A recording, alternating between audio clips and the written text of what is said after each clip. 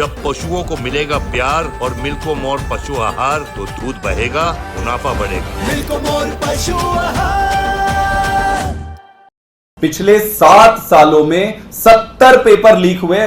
प्रधानमंत्री जी, पिछले 10 साल से आपकी सरकार थी, आप मुझे एक भी इंस्टेंस बता दीजिए कि इन 70 पेपर लीक के मामले में आपने क्या कदम उठाए।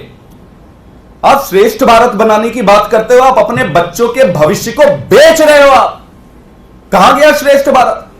70 पेपर लीक हुए, एक भी इंसिडेंस आप बता दो जहां पर आपने काम किए। मध्य प्रदेश में 8 साल लग गए पहला एफआईआर दर्ज होने में। एक और इंटरेस्टिंग चीज है कि पिछले सेशन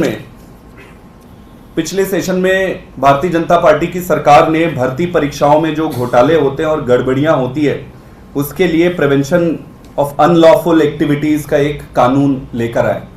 इस कानून को अगर आप पढ़ोगे तो आपको यह स्पष्ट हो जाएगा कि ना तो इनको इस मुद्दे से कोई लेना है ना इनको देना है, और इनका उद्देश्य ही नहीं है कि इस मुद्दे को आप एड्रेस करें।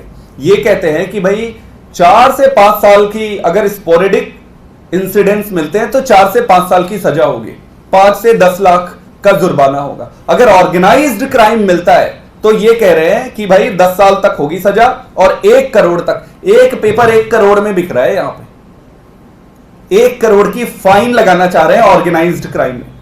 हम आज आने वाले सदन में देश के बच्चों को यह बताना चाहते हैं कि वो अपनी पढ़ाई में लगे। संभव है कि वो निकलकर प्रोटेस्ट नहीं कर पाएंगे, अपनी आवाज नहीं उठा पाएंगे, हम उठाएंगे उनके लिए, पूरा देश उनके साथ है। अगले सदन में भी इस मुद्दे को मजबूती से उठाएंगे। हम आज मांग करते हैं सरकार से कि तुरंत प्रधानमंत्री मोदी जी को देश के सामने माफी मांगनी चाहिए और आश्वस्त करना चाहिए कि यह दोबारा रिपीट नहीं होगा। जो मंत्री जी हैं उनसे इस्तीफा लेना चाहिए और जो ये कानून बनाए हैं, जो लॉ इन्होंने बनाया है, उसको अपग्रेड करना चाहिए। सुप्रीम कोर्ट की एसआईटी कॉन्स्टिट्यूट होनी चाहिए जब भी पेपर लीक के मामले हों, as a permanent measure, number 1। Number 2, जो भी व्यक्ति इस पे इन्वॉल्व है उसको लाइफ टर्म इंश्योर होना चाहिए। आप एक चोरी करते हो, एक खदान का घोटाला करते हो, वो बात छोटी है, लेकिन आप लाखों करोड़ों बच्चों के भविष्य को जब आप बेचते हो तो इससे बड़ा देशद्रोह कुछ नहीं हो सकता है। इसको देशद्रोह से नीचे आंकना ही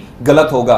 तो इस पे लाइफ टर्म मिलनी चाहिए। और सरकार में जो भी जिम्मेदार है, अगर ऑर्गेनाइज्ड क्राइम है तो पूरे का पूरा एनटीए इसके लिए जिम्मेदार है। अगर एनटीए जिम्मेदार है तो फिर सरकार भी जिम्मेदार है। मंत्री जी को इस पे उत्तर देना चाहिए और मैं ये मांग करना चाहता हूं कि तुरंत इस परीक्षा को रद्द करके पुनः परीक्षा किया जाए। विश्वास को अगर अर्जित करना है तो इस तरीके की धांधलियों को तुरंत रोकना पड़ेगा। और प्लीज प्रधानमंत्री जी, अगर आप कोई संस्था बना नहीं सकते हैं तो जो बनी हुई संस्था है उसको मत तोड़िए, देश बर्बाद हो जाएगा।